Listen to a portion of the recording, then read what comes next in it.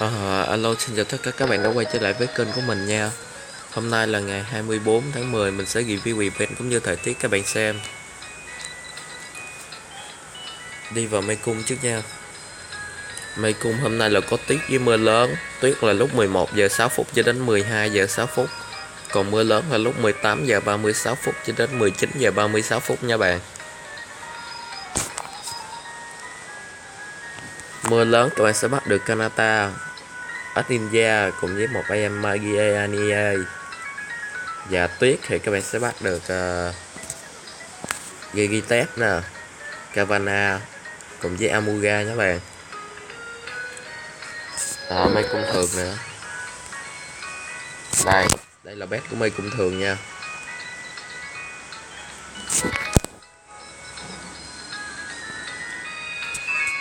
Các bạn tranh thủ vào bắt bét nha.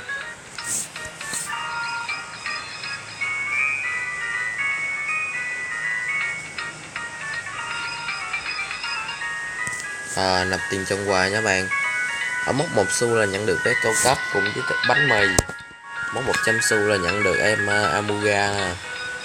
Mốc 300 xu là sách hệ đánh cộng 3 cùng với 30 mảnh qua shot. Mốc 500 xu là ra tay tư chất để đột phá. Mốc 800 xu là một em Mega Salame nha bạn. Cùng với đó là thẻ gỗ đặc và khăn sức mạnh cộng 4. Mốc 1.200 xu là hộp mắt cấp cao. Mốc 2.200 xu là gương điêu sử nha bạn. Mốc 3.200 xu là đồ hôm nè cùng với biết truyền sử. Mốc 6.200 xu là gương áo lờ. Mốc 9.600 xu là hộp phụ truyền sử. Mốc 18.000 xu là quầy game hệ nước nha bạn, đồ hôm luôn. Biết truyền sử nè, hộp phụ truyền sử và gương áo lờ. Mốc 30.000 xu là sách Asos hãy đánh 1 sao. Biết truyền sử, hộp phụ truyền sử cùng với gương áo lờ luôn.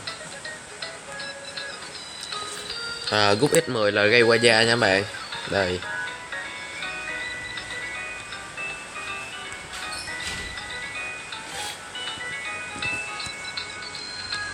Đây là tiêu phí nè. Nhận được xu sáng, học đá quý, Gundam, hệ đột phá, học vụ truyền sử cùng với biết truyền master và đồ hôm thôi.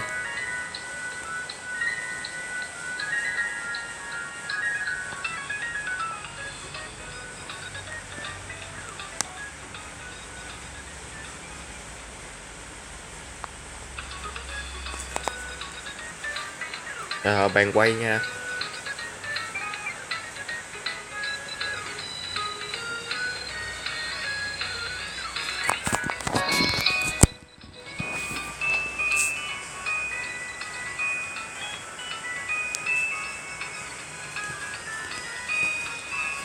Shop quà là bán đá mega nè, xu sáng, đá tẩy tư chất, theo đột phá và mảnh của Ho nha bạn. Quỹ tính giờ thì là những nguyên liệu của khu vực nha bạn. Đây. Để có thể nhận được những món quà này thì các bạn cần tốn 1.000 xu nha. Nhưng mà điều kiện là phải nạp được 1.000 xu sau đó mới mua được. Đó là điều kiện.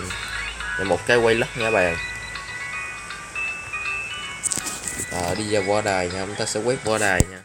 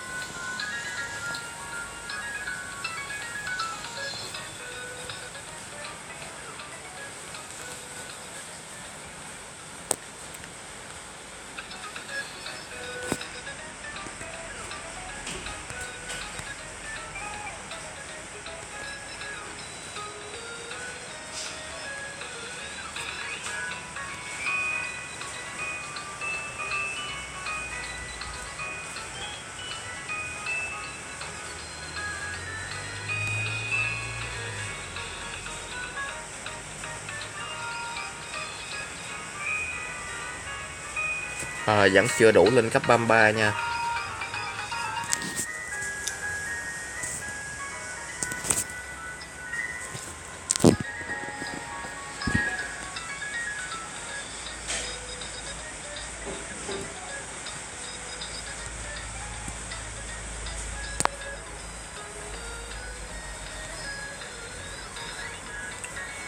Vậy là hôm nay là ngày 24 tháng 10 mình đã review event như thời tiết các bạn xem. Nếu các bạn thích video hãy cho mình một like và share nha bạn.